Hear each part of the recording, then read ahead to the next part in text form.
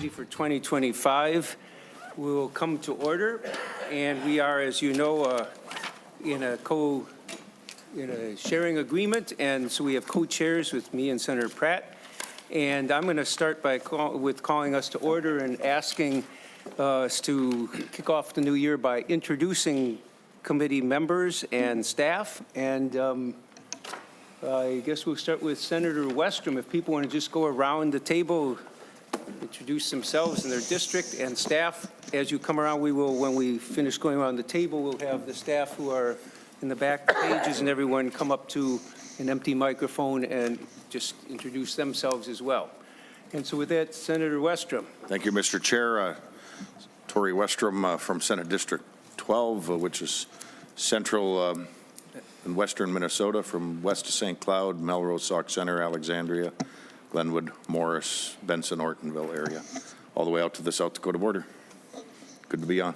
Good to be back in the saddle. Thank you, Chair. Rich, Draheim, District 22, which stretches a little bit northwest of Jordan, down around Mankato, all the way to Iowa, encompassing 7 counties. Good morning, Senator Bobby Joe Champion. I represent Senate District 59, which is composed of or comprised of North Minneapolis, the North Loop, a portion of downtown, and also the St. Anthony, Maine area. So I am proud to represent that wonderful and diverse district. State Senator Justin Eichhorn, District 6, Grand Rapids in the Brainerd Lakes area, but folks in my area identify with their lakes more than their towns. So Gull Lake, Cross Lake, Pekegama Lake. We'd be here about a half hour if I named them all. So I won't do that, but happy to be back, Mr. Chair. Well, good morning. Gary Dames, Senate District 15. Senate District 15 consists of Redwood County, Lyon County, Yellow Medicine, Lacoparo, Brown County, and part of Blue Earth County. My name is Olivia Hitchcock-Willis. I am the caucus LA for the DFL Senate caucus this session, and it's good to be back. I was an intern for Senator Marty in 23, so we're very excited to be here. Thank you. Hello, my name is Elspeth Cabert. I'm Committee Administrator for Finance on the DFL side. Lexi Stengel, Senate Counsel. John Marty, co-chair of this committee and represent District 40, which is 6 suburbs northeast of St. Paul. Eric Pratt, I represent Senate District 54, which is Scott County, Shakopee, Prior Lake, Jordan, along with 4 townships. We are Minnesota's entertainment central with Valley Fair, Mystic Lake, Canterbury, and let's not forget about the Renaissance Festival. And I hope everybody will make it out because Shakopee and Prior Lake are hosting Hockey Day Minnesota this weekend. Dave Frazier, Republican Committee Administrator for this committee. August Weinreich. I'm Senator Eric Pratt's LA and technically a CLA, I guess. Hey, everybody. Senator Nick Frentz from North Mankato, representing District 18, roughly described as the Mankato area. The true entertainment capital of southern Minnesota. Senator Pratt's district merely creates the traffic jam on 169 as you come by the Renaissance Festival. But glad to be here and glad to see the co-chairs. Good morning. I'm Erin Murphy, Senator representing District 64 in St. Paul. Known by our neighborhoods, I live in the Summit Hill neighborhood, but this morning we're also known as the home for 3 James Beard nominees, Muriel, Moochies, and Hyacinth, right on Grand Avenue. Senator John Jasinski, District 19. I live in Faribault, but include the cities of Waseca and Owatonna as well. Faribault is the home of the Faribault Woolen Mills, which is a world-known company. Glad to be on finance temporarily, I understand. I'm Warren Limmer, State Senator from Western Hennepin County and 90% of Maple Grove.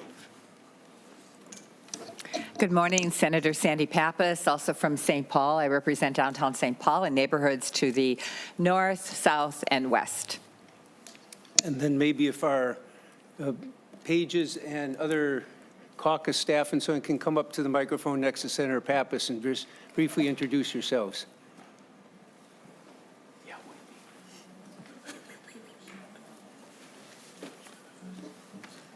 I'm Olivia. I'm one of the 1,200 pages for this room, so super excited to be helping out. Roan Chafee, committee page for 1,200. Very glad to be here. I'm Chloe Aday, also a committee page. Happy to be here. Jackie Clinton, Senate DFL Research.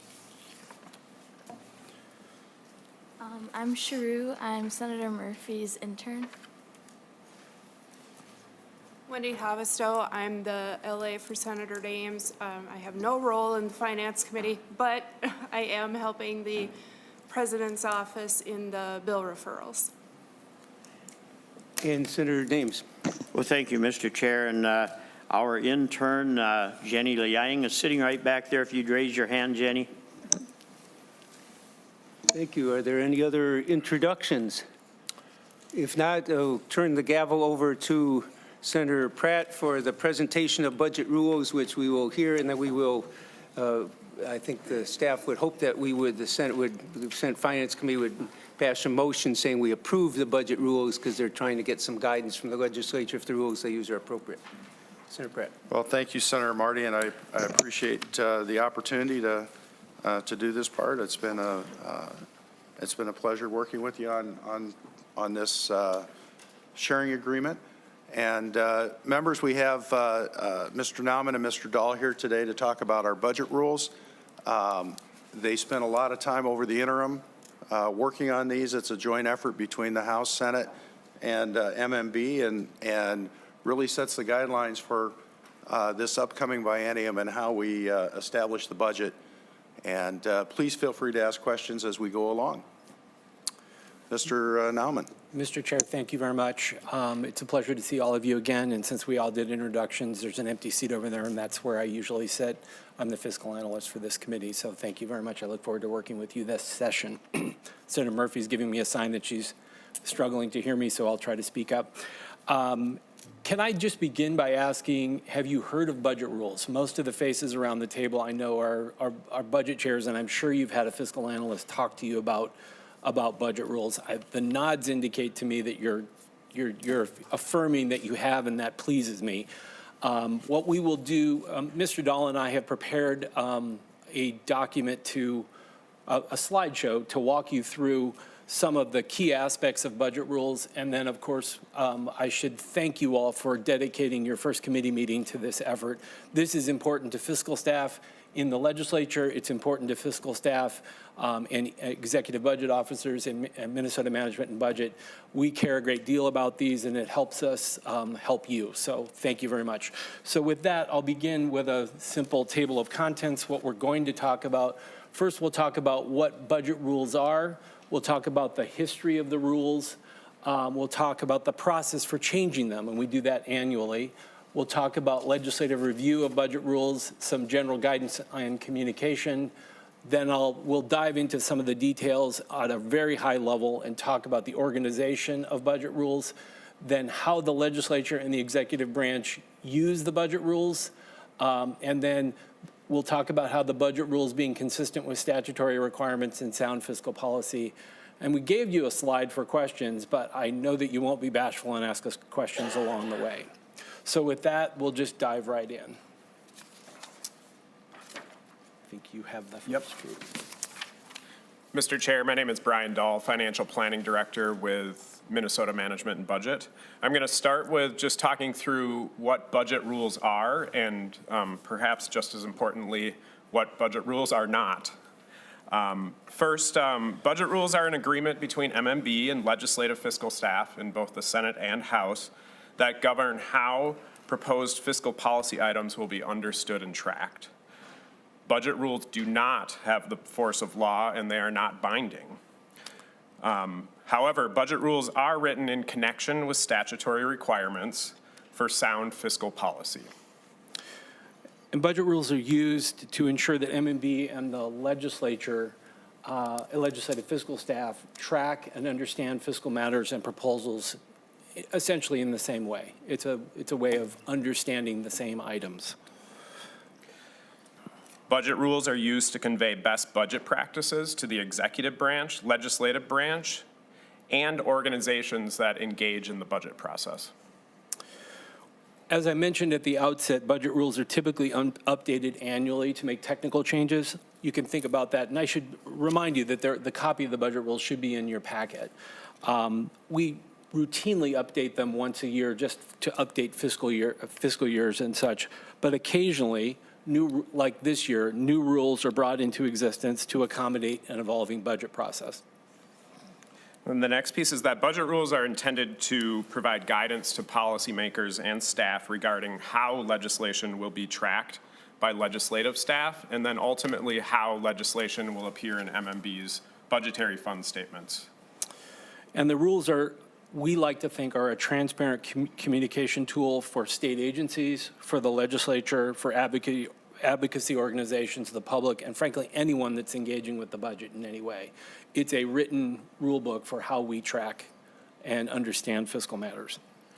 So we underlined the last rule. It's kind of the inverse of everything we just said.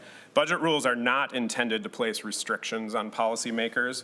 Rather, their intent is to communicate how tracking documents and budgetary fund statements will reflect the fiscal impact of proposed legislation and enacted legislation. Moving on to the next slide, budget rules have a lengthy history, and I've only been around for part of it, but most of it. In the late 1990s, as best we can tell, and this preceded Mr. Dahl and myself a little bit, the legislature, in the form of the House and Senate fiscal staff, and what was then the Department of Finance, had separate mechanisms for establishing rules. And in the early 2000s, it was determined that our predecessors got together and thought we should really write them all down and have them be an agreed upon document that the House, Senate, and the fiscal staff would all, and then the Department of Finance would all use collaboratively. So that was done, and we have found early documents, early breadcrumbs of what we see today in some documentation on our collective hard drives. On December 5th, 2002, a commission established by the legislature, it's got about 18 members on both parties, called the Legislative Commission on Planning and Fiscal Policy, approved the first version of the budget rules. Then from 2002 to 2013, there were those normal updates that we talked about. Maybe there was a few rule changes, maybe some language adjustments, but mostly there were fiscal year updates. Then on December 18th, and this is where I became involved in the fiscal, in the budget rules themselves, my then House colleague and I presented an update to the rules on December 18th, 2013, and this preceded the 2014 session, obviously. From 14 to 16, there were again more annual updates, and in 2017, there were several rule changes, a minor reorganization of the rules, and a tracking system for individual rule changes was added to the document. In 2018 to 2013, Mr. Dahl and my House colleague and I did the annual updates again, but in 2014, we have done the most or 2024, we have done the most substantial update to the rules since the rules' inception. We spent a good portion of the summer working on that. So that's the document that you have in front of you today. So the next piece, I'm just going to talk through the updates that we've made for the 2025 session and our process that myself, Mr. Nauman, and Emily Adrians, the House fiscal analyst, worked through. We spent a lot of time meeting this summer. Our meetings ran over most of the time because, perhaps surprisingly to you, we're quite passionate about this issue. We got a little tired of each other, Mr. Chair. Fiscal staff in the House, Senate, and MMB were actively consulted throughout the interim to arrive at the rules we're reviewing today. These rules have been reorganized into 8 sections. These sections were revised last summer. Several rules were added to accommodate developing trends in the budget process, changes in the law, and to improve drafting and understanding of fiscal legislation. And then the last piece is the tracking system that Mr. Nauman referenced, that most individual rules in the budget rules themselves have an italicized reference to when the rule was put in place or when it was revised or updated. So one of the shortcomings of the budget rules themselves is that they are developed and developed by nonpartisan, unelected fiscal staff. And essentially, we give them as a recommendation to you. I'd like to take this next slide and walk you through what our process looks like with an eye towards providing you some transparency and indicate why we would like you to think about the rules, because they are essentially given to you with the hope that you will use them as you're building budget bills. So the first step along the process is that in the form of Mr. Dahl and myself and the House fiscal staff, we are continually monitoring budget practices, both at the executive and in the legislature as bills are introduced. And we consider whether rules should be updated to reflect the current practice. As I've said many times, we give them an annual review by the group, and in most years, they're just updated for technical reasons. When appropriate, a revision or a new rule is proposed, usually by one of us, something that's occurring in perhaps the Senate. I will say this dynamic really should be reflected in the budget rules. Mr. Dahl will often bring ideas that he has seen through the executive process. The group rigorously discusses the implications of new rules, and if the group agrees to the change, and that's a key component, we all have to agree, the rules are circulated among MMB executive budget officers, legislative fiscal staff, and we solicit feedback. That's the process we use this year. Rewrites to the revisions to the proposed rules are frankly pretty common. We have a sharp group of individuals that we circulate this to, and it's a humbling process for us to propose ideas and have them effectively shut down from time to time. The change, as I mentioned, only becomes final when MMB, Senate Council Research and Fiscal Analysis, and House Fiscal all agree to the change. And then when they're done, the rules are posted and used by MMB and fiscal staff to help guide budget proposals. We believe that there have been enough changes in the last summer that it is important for you all to take a look at them. And the next slide, this is where we dive a little bit deeper into the rules themselves. What we're going to do is hit a high level of how the organization of the document reads. So the first part is the general budget rules.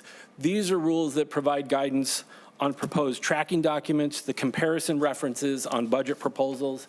You'll see in our spreadsheets there's a comparison from the current biennium to the prior biennium and from the current biennium to the forecast. These are guided by budget rules, and all spreadsheets are supposed to have those. A definition of certain budget terms are in the general rules, how we treat tracking errors when they occur. And tracking of budget proposals over 4 years is now referenced in the document. General budget rules also make recommendations that changes to current law should be understood by the author of the tracking document. This is a new rule that's been added this year. It seems pretty obvious that you should understand what's on your spreadsheet, but it felt like it was a necessary addition. It discourages making changes beyond the 4-year budget horizon. So members of the Finance Committee will all know that we do track, as a legislature and an executive branch, we track 4 years, this biennium and then the planning budget biennium. And there's guidance that money, as a general rule, should be deposited into the general fund when it's collected, and provide some examples for exceptions. So the next rule gets at the nuts and bolts of drafting appropriation language and how appropriations will be treated in our tracking documents and budgetary fund statements. The first is perhaps the most important, that for money to leave the state treasury, we need an appropriation according to the Constitution.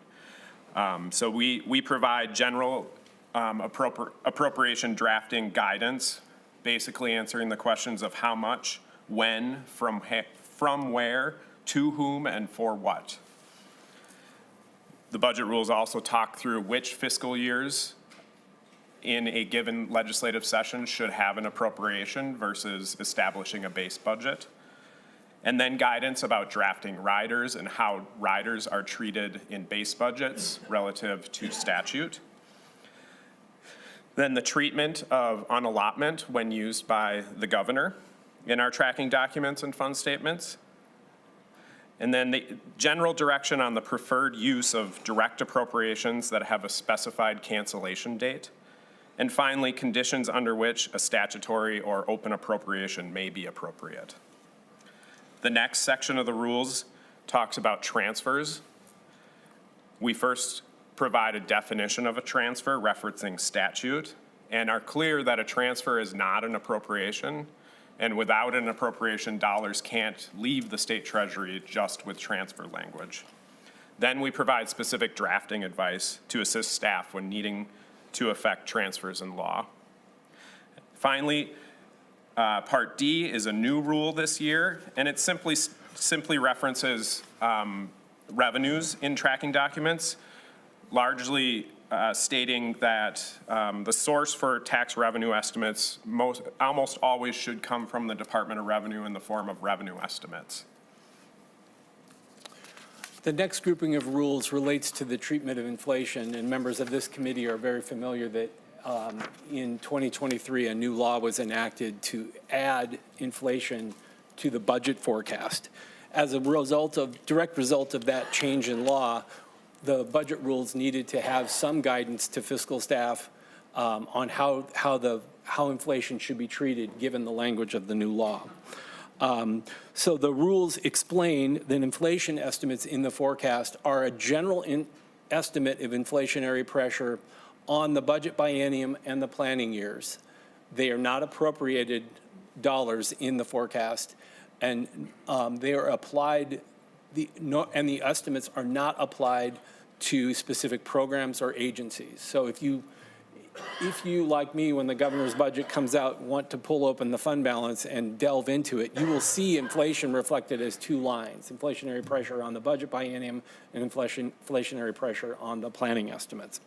The inflation rules also specify that all fiscal change items have a cost compared to current law and must be tracked against the most recent forecast. Proposed change items, bills that you all might consider introducing, cannot be offset against inflation estimates in the forecast. And this was a specific concern that we were worried about. So the rules now reflect that. So continuing on to, sorry, I'm not updating the slide. Group F are rules determining and tracking the planning estimate for the budget. This group of rules is particularly important to fiscal staff. I mean, it's all important to fiscal staff, but it really guides how MMB establishes the upcoming planning estimate, particularly like in the last November forecast when a new biennium was being added to the tracking. The rules establish a budget practice for determining tracking and planning estimates, sometimes called our budget tails. Please nod if you've heard us talk about budget tails. The rules are consistent with statute and help guide MMB's practices for establishing tails in a budget forecast. Generally, the planning years are assumed to continue at the value of the second year of a budget biennium. However, planning estimates for formulas are tracked at the level to fully fund those formulas. So think about this as if there was $1 million in the second year of the biennium on a direct appropriation, that number would then get pushed into what is now 28 and 29 as MMB establishes the forecast values, unless there's language to state something different. However, if that same $1 million were the result of a formula and the formula was expanding, in all likelihood, the MMB would then estimate based on the value of that formula. The rules specify that appropriations that are codified in statute are assumed to be ongoing unless there is language specifying otherwise to terminate it or sunset it, and planning estimates must be tracked until the sunset date. The rules also provide general drafting advice to limit planning estimates or to make an appropriation one time. So for example, if you are trying to meet a budget target in a committee and there was a need to make an appropriation one time, the rules help guide fiscal staff on how to draft that language in a way that turns it off in the second year or in the planning estimate years. It's a way of helping inform uniformity when you as a legislator instruct a fiscal analyst, I want this to only be one time, they use regular uniform language informed by the budget rules to do that. The general advice is to draft appropriations and fiscal provisions in this section to clearly and concisely understand legislative intent and to ensure that changes are easily understood. Mr. Dahl and I could give you a litany of stories where uncertainty in language can be drafted in, or can be understood in a variety of different ways, which leads to different conclusions. So if you want something to happen, make sure that it says what you truly mean. And the rules help support that. Okay, moving on to G. The next section of budget rules deals with the treatment of appropriations that are already in law and when the legislature would like to make changes to those appropriations, whether cancel available balances or extend availability. These are perhaps the trickiest set of rules that MMB executive budget officers and legislative fiscal staff deal with. As I said, these rules provide guidance on affecting changes to current law, whether we want to extend availability or cancel appropriations. And really guiding these rules is the principle that making a balance available is a separate and distinct decision from then taking those resources and reappropriating them or letting them fall to the bottom line and cancel.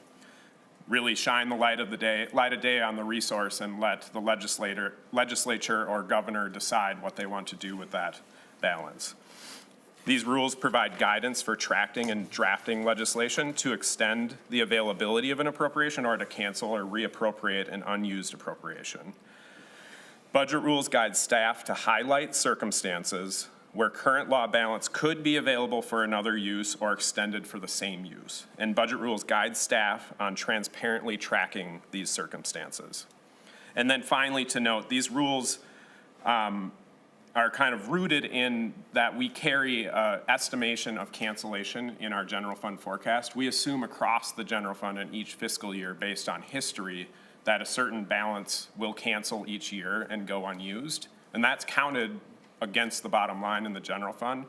So going and canceling an existing appropriation requires clear language and tracking of that. And then finally, the last section of budget rules deals with state agency operating appropriations.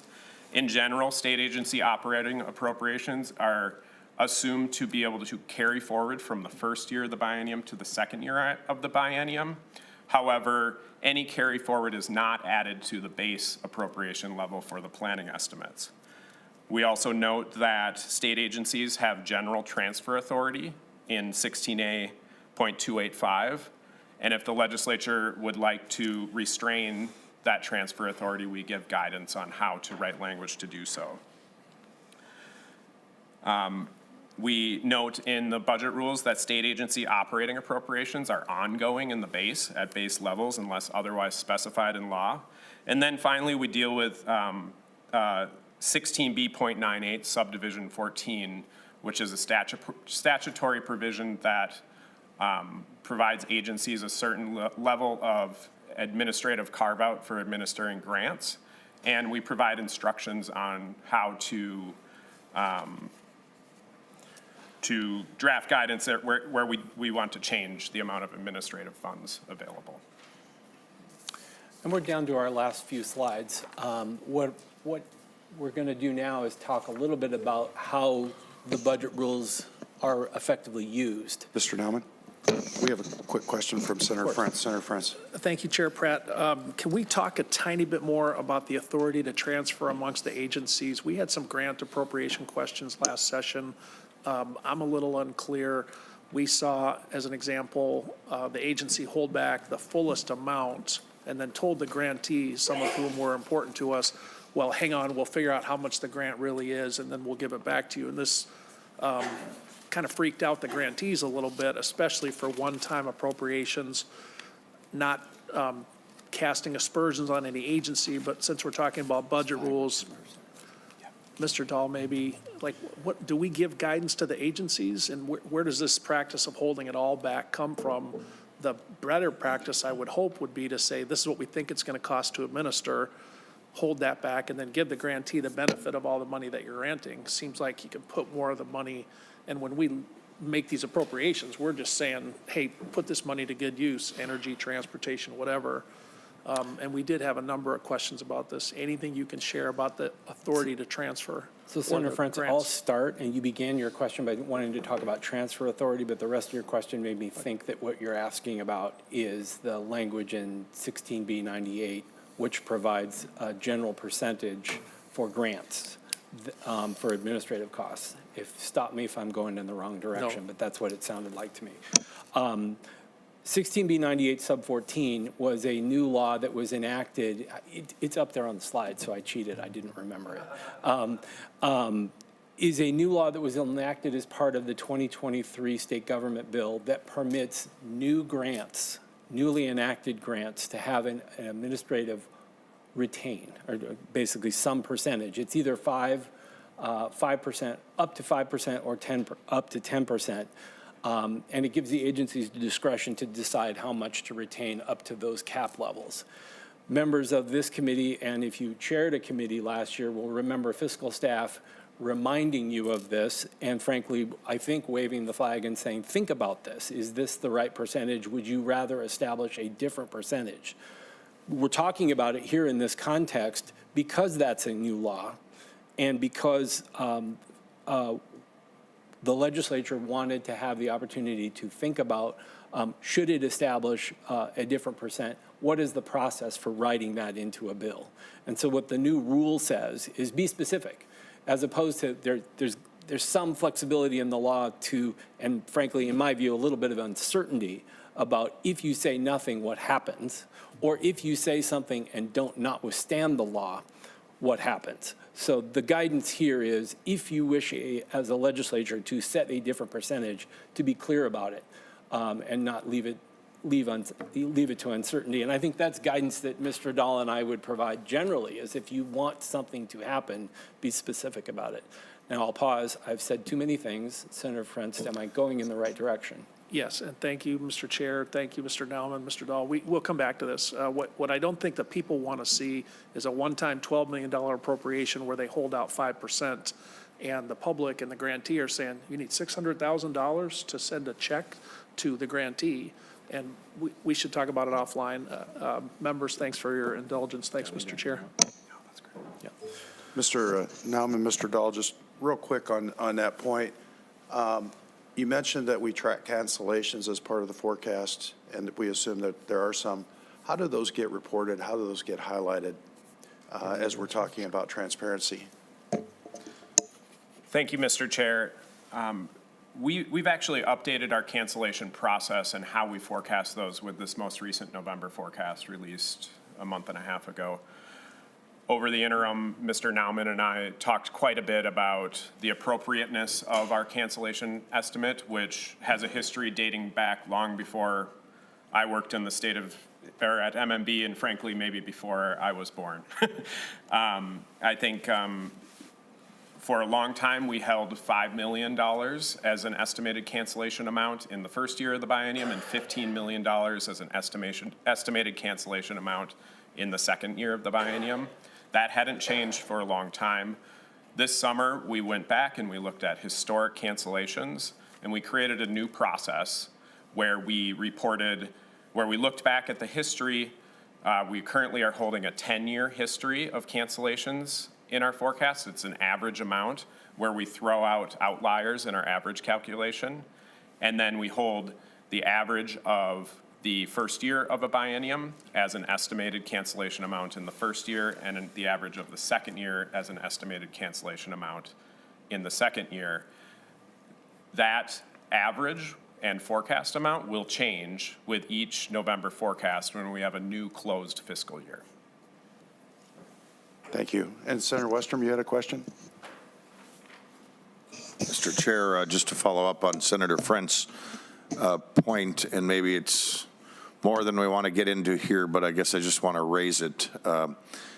As a finance chair, it seems like we're seeing a lot of the requests from the agency coming through and asking for 6%. It seems like in most cases we've settled on 5%, but to me, I do think that's an area we should be drilling down on. And I guess any further comment you guys have on how we what we do with this, and is that even legitimate? Because if we're appropriating the budget, we're already paying for their staff, and why are we carving out another 5% of cost from programs just to write checks on programs we've already approved, similar to what Senator Frentz is. So I think there's an area there we need to drill, but any further comment I'd appreciate on what we could do with the budget rules and try to kind of close up this, what I would call a loophole. But further comments, I'd like to understand it a little better too. Mr. Chair and Senator Westrom, let me take an initial crack at that. The first thing I heard was 5% withheld just for writing checks. And I think in the interest of sort of reflecting where the agency's perspective would be on that is, in many cases, it's more than just writing a check. In some cases, it's going to be reviewing applications for a grant, and that there's a fair bit of administrative work. And so I think with that as a premise, it's just sort of a starting point to make sure that folks understand that the administrative costs usually are something more than just writing a check. But that said, right now the statute has a one-size-fits-all approach and leaves it flexible for agencies to decide how much administrative costs to withhold up to a cap, unless you state otherwise in law. And I think that what the budget rules are attempting to do, bringing it back to the conversation that we have in front of us today, is that the budget rules are intended, as Mr. Dahl has pointed out, are rooted in what the law is. And the intent is that the rule now reflects what the law says. If the law were different, then the budget rule would need to adjust to accommodate that change. So I do think there is a place for the legislature to wrestle with this question. Does it like the way the law is structured now, or is there a better approach that you might all recommend? We have a couple more questions. Senator Marty, Senator Jasinski. Senator Marty. Thank you. And on this issue, yes, I was not a big fan of that automatic set aside the 5 and 10%, because in some cases, it is just writing a check. In some cases, it's far more than that, and maybe more than 10% needed if we need heavy oversight of the grantees and everything else and how it's all selected. So last year, I was asking all of our budget chairs to review the language they have here in the budget rules, basically saying this is something that the chairs and the commissioners ought to be discussing, not just making it automatic. I think it was put in the law so that it would be discussed. Well, I'm afraid it's in the law and it doesn't get discussed, so we were trying to ask all the budget chairs to do it, and I think some of them, like yours, Senator Frentz, and others, a lot of them were just saying, a number of them were saying, notwithstanding that this much or no money is set aside for it, because I think the important thing is, with or without the law, and I don't think it should be one size fits all. I think we should be discussing it, because I think administrative costs are real, but setting a fixed amount is not a good way to do it. So I think we have to keep doing that, and I hope the House is doing the same as well. Whether there is that law or not, I think discussing it's important, but one size fits all doesn't make sense. Senator Jasinski.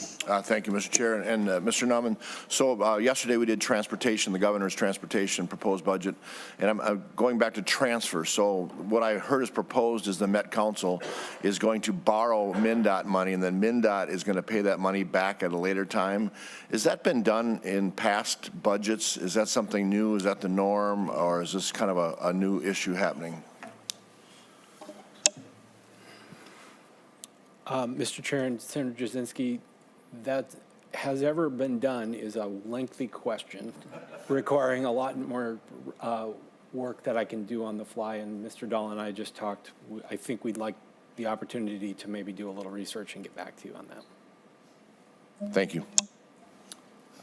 We still have a couple more questions. Senator Pappas, and then Senator Draheim. Thank you, Mr. Chair and members. I just want to get my 2 cents in here that I do think that as much as we want to get the check out to the grantee, we also want to provide proper oversight, right, to make sure that the grantee is capable of handling the grant. And especially in the bonding world, even cash appropriations still are required to follow the bonding rules. A contract has to be written. You have to make sure that the grantee can handle the whole construction job. Sometimes they're large amounts. It can be 6 to 10 million. And small cities can struggle with that, as well as nonprofits.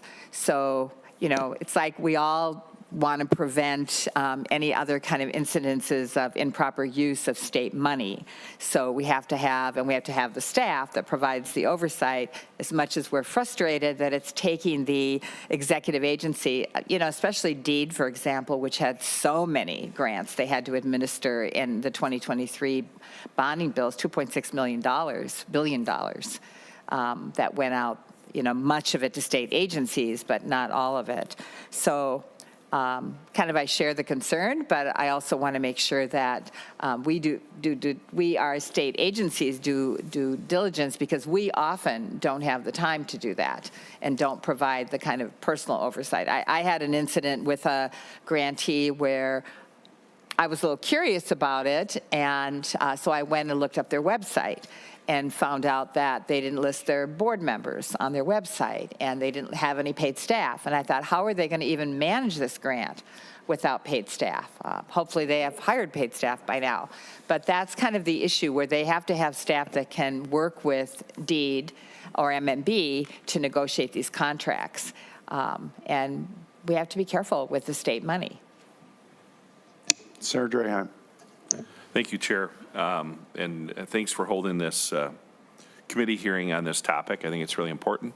Thank you both for coming. And please move your mics a little up, too, when you guys speak. It's kind of hard to hear you.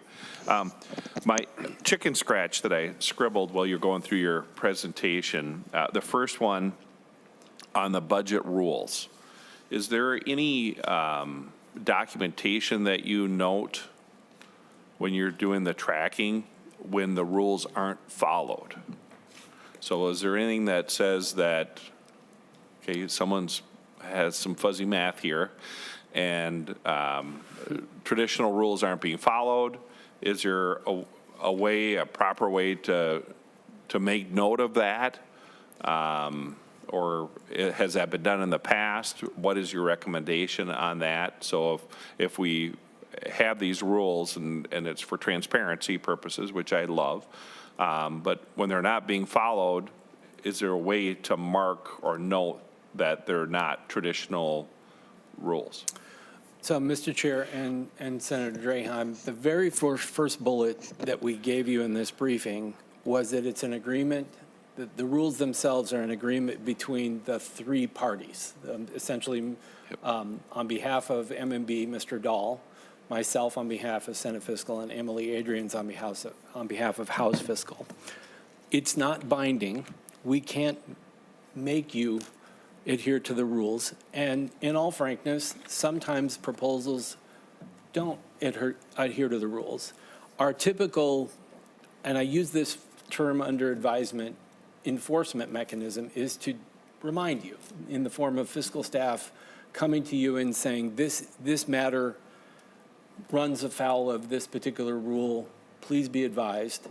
And then it's typically up to the member or the chair or the committee, and frankly, ultimately the Senate and both legislatures, to decide whether or not it wants to comply with the rule. There are occasions where there are good, appropriate reasons, because budgets are unique, where the rules may need to be broken. And so we don't typically have a notation on a spreadsheet that says this rule has been broken in the following ways. I think that would be a step too far for us. The best analog that I can think, and the rules do cover this, is if a program is initiated or if there is an expanding fiscal effect in what I call the deep tails beyond the tracking period, I ask fiscal staff, and in compliance with the rules, to have a notation on their spreadsheet that indicates that that is happening. I think that's the closest we get to what you're asking about. Can you think of anything else? One point I would make in answering that question is that at its core, the rules are based on a collegial relationship between MMB, House and Senate fiscal staff, and we work together. Mr. Nauman and I talk often in March, April, May, I'd say we talk almost every day. There's issues arising all the time. Sometimes there will be a tracking document that we at MMB disagree with how something is being tracked. And Mr. Nauman and I will talk, or our counterparts in a given committee will talk, and we'll usually come to a resolution. One piece I would point out is that, as we said at the beginning, the budget rules are really tied at their core to statute. And MMB is bound to statute in producing our budgetary fund statements at the end of the legislative session and when the fiscal year closes. So we need to make sure that how we're tracking proposed legislation ultimately adds up to how it will add up in our budgetary fund statements that tie to generally accepted accounting principles. Thank you, Chair. And then my other, on the transfer rules, you know, I think transportation was talking about the building that transportation was in being sold. And I don't remember us passing anything to do that. So can an agency sell an asset back to the state and then, or transfer it to another department without legislative approval? Do you know? Mr. Chair, Senator, I don't know the details of that proposal and that transaction. So unfortunately, I'm going to say we'll punt on that, but we can certainly get back to you and answer that specific question. Thank you. And I just learned of this morning, so I don't know a lot of details. So we're in the same boat. So thank you. But I think that's something that it would be nice to know how that is handled. So I know we're talking about currency here or funds being transferred. But I think, you know, what is the definition of that? Is it just what I would consider cash or money and not assets? So that would be something I would, if the chairs are okay with that, I think it's something we should discuss further later. So thank you. Thank you. I don't see any additional questions, so Mr. Chair, we have two more slides, and I think we've sort of glanced at all of the points on here, but we'll just go through them quickly. As a practical matter, I think it is helpful for all of you to, sorry, Senator Champion, I think it's helpful for all of you to have a chance to look at the budget rules and understand how we actually use them. So in the legislative context, as we've talked about, the budget rules provide guidance to members and fiscal staff on the uniform treatment of fiscal provisions. It frankly can be a little bit of a Bible to mediate disputes between how to track unique circumstances in the budget context. And it provides fiscal staff with a little bit of support when advocates or members wish to draft language that is not consistent with best budget practices. An election certificate's a powerful thing, and having a staff member come to you and say, this is kind of running afoul of the rules, having a written document is a little bit helpful and at least creates a bit of a pause and asks you to think about something. So we use it in that way. And as we've talked about, for the Ways and Means Committee and the other body, and for this committee, it's a set of best practices which we can use when omnibus bills are coming through. As you are doing second review of omnibus bills, it's worth thinking about budget rules in the context of what you see in those bills. I won't add much, but effectively, we use budget rules in a very similar way in the executive branch. We use them as support in working with program staff to make sure that we're following best budgeting practices and being transparent with our tracking and publication of the governor's budget. And then the last piece that Mr. Nauman didn't cover, budget rules really provide guidance to state agencies when preparing fiscal notes as well. And then going to the last slide, I touched on this briefly, but really kind of coming back to the 30,000-foot view, budget rules are consistent with statutory requirements that for sound fiscal policy.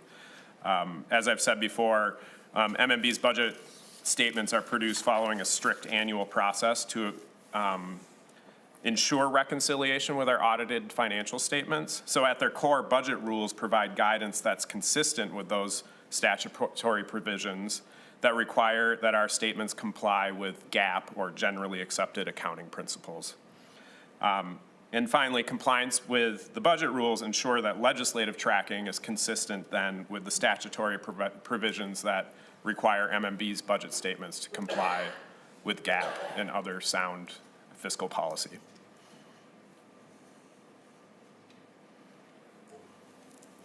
Any questions, members? I have a couple. I'm going to start off with one. It says all tracking documents must accurately reflect the fiscal effect of all proposed changes. And Mr. Nauman knows my soapbox on this, as well as Commissioner Campbell. In the forecast, we often provide an assumption of a bonding bill, even though it's not statutorily approved. As I read the statute, it shouldn't be included in the forecast, but it is. As we start talking about budget rules, so often we see that it's only the variance to the forecast that gets tracked in the fiscal note. And I know this isn't a fiscal note discussion, but help me understand, is there any change to how that will be tracked going forward with these new budget rules? Because there is a new fiscal effect, theoretically, even though it's included in forecast. Mr. Chair, the direct answer is we did not change anything in these budget rules related directly to our assumption about future bonding bills in our forecast. And certainly, I've been in discussions with you, and others at MMB have been part of discussions, and Mr. Nauman and I talk about it often. Certainly, that's a provision that we are continuing to work through and admire. It's rooted in a long history of an assumption of future bonding bills in our forecast. So we are continuing to hold that assumption in our forecast. However, what I'll say is we're continuing to engage in ongoing conversations, and hopefully we can come to a resolution that everyone's comfortable with. So, Mr. Dahl, just as we look at the spreadsheets coming forward and how it's tracked, then we'll continue to see that assumption built in. That's correct. Yes. And then one other question. You mentioned, see if I can read my own chicken scratch here. Inflation is not able to be, how we address inflation, since it's a new law that was passed last year, that's built into the forecast and into the budget assumptions. You said that we couldn't use certain, I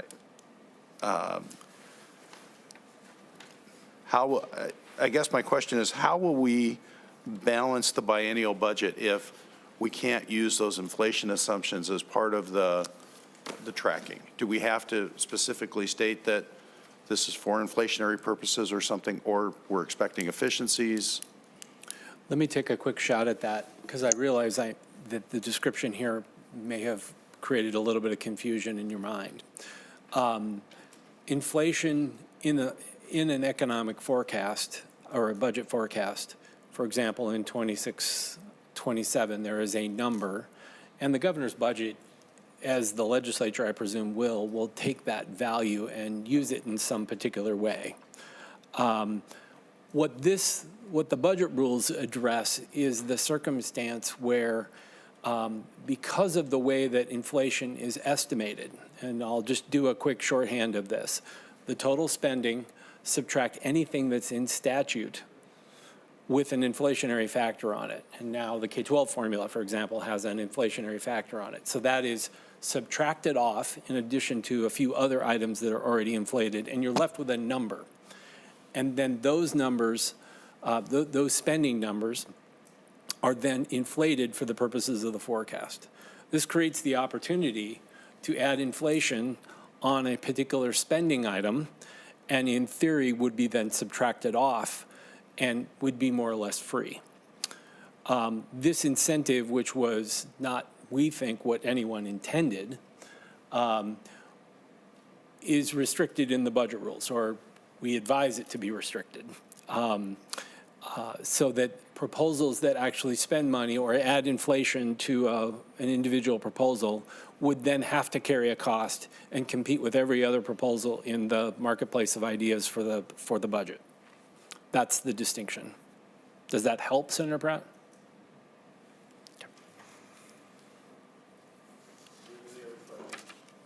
For Mr. Nauman or Mr. Dahl? Mr. Chair, if you'll permit me, I would like to thank my colleague on this effort. He and I have been, this is a multi-year effort for us, going back many years to arrive at this place. We have had very collegial conversations, and I want to thank him for this effort. I know there's a lot of us that have handiwork in what you see in front of you, so I just want to say thank you. Well, thank you, and I appreciate the documentation. Oh, Senator Draheim. Appas also had her. Oh, sorry. Too, so. I had two more things if there's time. Okay. I know there was some discussion about available until spent, and I thought there was maybe even a case on that in the courts, but somewhere. But can you just elaborate on that a little bit, what the rules in quotations are, or recommendations for that on a program would be my first question. Thank you. Mr. Chair and Senator Graham, we're hunting specifically for the rule because we do have a specific rule. Is it under cancellation? F4, I think. Thank you for knowing our rules better than we do.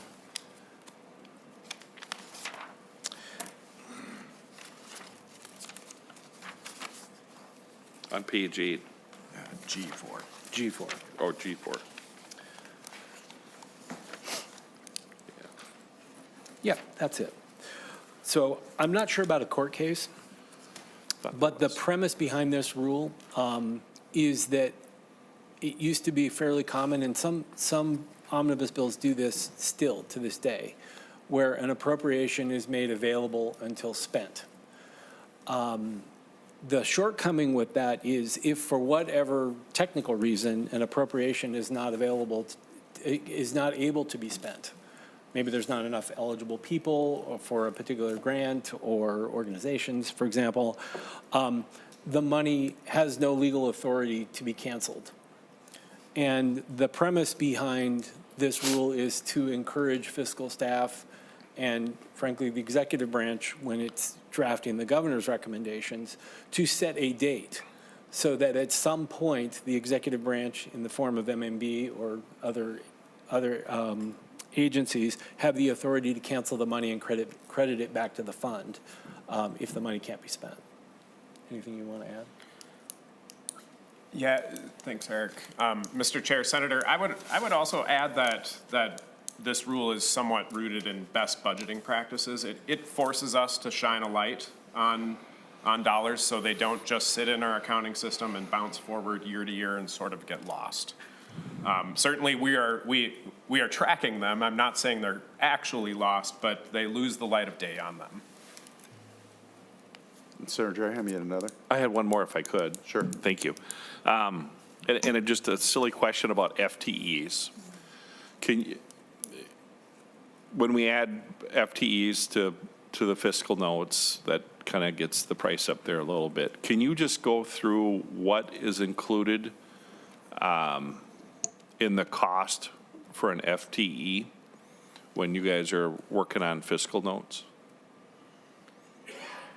Mr. Chair, Senator, I can speak to it at a very high level. I don't personally review, nor do I prepare fiscal notes on a regular basis. Sometimes if there's a statewide impact fiscal note, I might be involved in it. But generally, when an FTE is included in a fiscal note, an agency will look at the type of position that is needed to be funded, and then the salary range for that type of position, and then the cost of benefits for that position.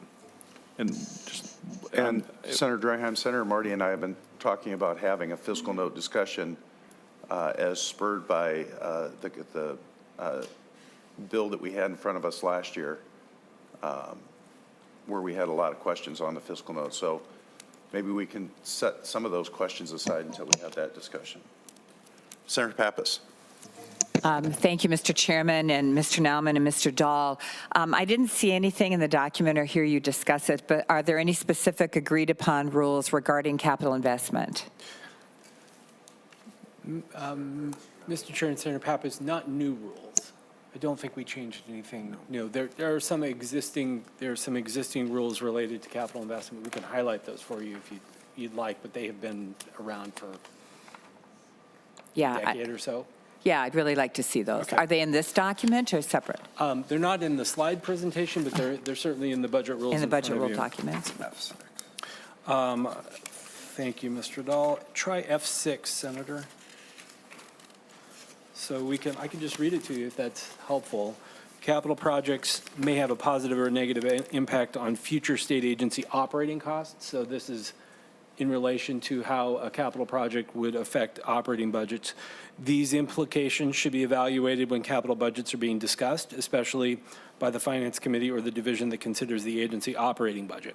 So if a capital expenditure were being contemplated, for example, for the Department of Transportation, then the Transportation and Public Safety Committee should really be thinking about that proposal in this context. That's what this is saying. Due to the time frame of a capital project coming online, the actual cost implications of an agency operating budget may be several years away. Planning estimates of operating costs should reflect that time frame, and if the change in operating costs will not occur until after the planning estimates, so in the details, tracking documents should include a footnote to accurately describe future fiscal effects. Now, I will hasten to add, Senator Pappas, these rules, I think, have been here for a couple of decades, that particular rule. The rule does continue, but maybe that's all you need at this point. You'll note, this is a good example, that we must have done some minor clarification. What the italics indicate is that this rule was clarified in 2025 for the 2025 session, and it was previously displayed in a prior document as Rule B5. So this is part of the updates that were done. So minor updates, that's what that language means to me. I wrote it, and previously displayed as Rule B5. So if you wanted to look at a previous document, you can see what it looked like before.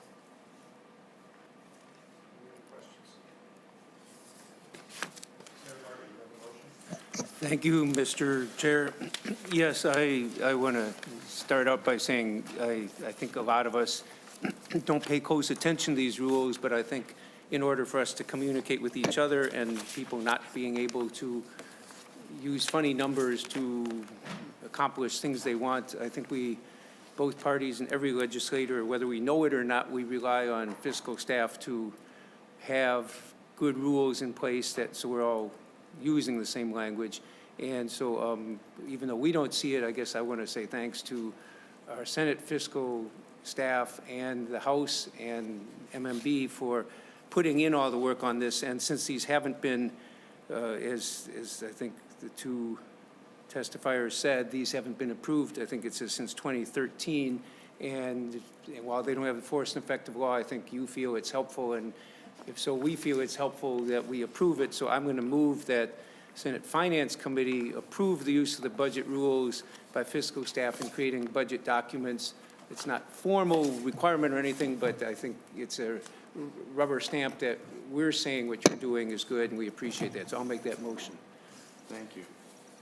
Thank you, Senator Marty. Any discussion on the motion? Senator Marty, I agree with you. I think it's important for us as a body to make that statement as well. So I'll support the motion. All those in favor signify by saying aye. Aye. Opposed? That motion carries. Senator Marty? Yeah, Mr. Chair, yeah, just the only thing I think we haven't, I don't think we've agreed for sure on the date, but probably next Tuesday, the 28th, we're going to hear from the Office of the Legislative Auditor and MMB on Internal Control Division and discussing financial control. So the 28th, I think, is what they're talking about. I think so. And with that, They're nodding yes. okay. With that, no further business, should I adjourn? Senator Marty, thank you. I would love to hand the gavel back to you. Senator Westrom. Mr. Chair,